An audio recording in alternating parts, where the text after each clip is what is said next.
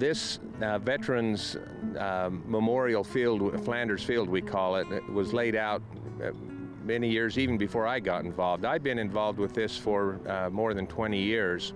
It was started many years before that by a group of veterans that ran the Veterans Council, and they thought that it was a good way to honor veterans. And they only started out with a very few hundred crosses. Over the years, as more and more crosses have been planted into the ground and more veterans are buried here, the size of the field has increased, and so now we're up to in excess of 1,500 crosses.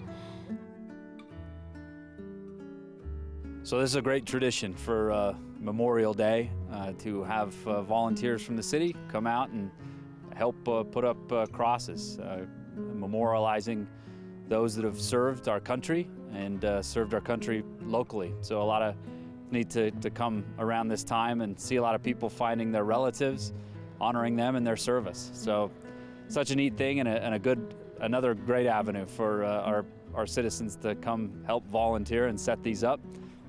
Richard Davis, former councilman for Spanish Fork, has taken care of this for as many years as I can remember before he was a councilman, and only keeping that tradition going while he was a councilman. But a really neat thing to see him get involved, stay involved, and also bring out the citizens to help this great cause. Well, I think we would hope that these young people understand that there was a great deal of sacrifice.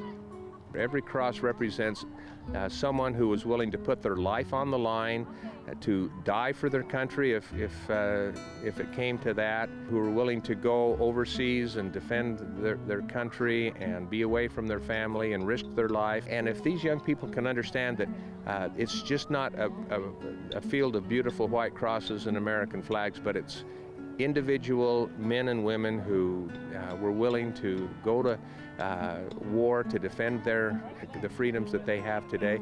It's not for naught. It didn't go for nothing. If it weren't for their sacrifice, we wouldn't have all of the freedoms that we have today. And there is a price to pay for freedom. You know, the old song, freedom isn't free. Well, it's not free.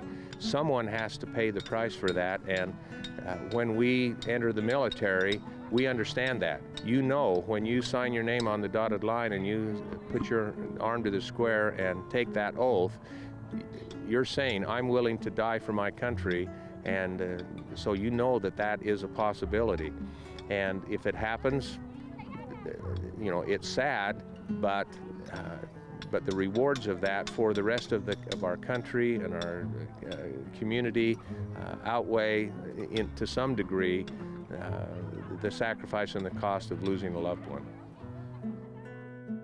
You know, there's a few opportunities in your life where you get to thank people, and those opportunities come sometimes when you see people in uniform, whether it's around town or in the county or somewhere else in the state. I try to show my children, my family, somewhat of an example to make sure and tell those people thank you. And this thank you might be a little bit late for some people that have already passed on, obviously, and served. Many of our military, these same men and women we're memorializing today, if you told them they were a hero, they'd probably tell you they're not. They were doing their job. Said that to Councilman Scobes a number of times, who actively serves in the military, that, hey, thanks for being a hero. And he says, I'm not a hero, I'm just doing my job. And it makes you feel that much better that these are people that are not doing it for any other reason than to serve their country, serve their community.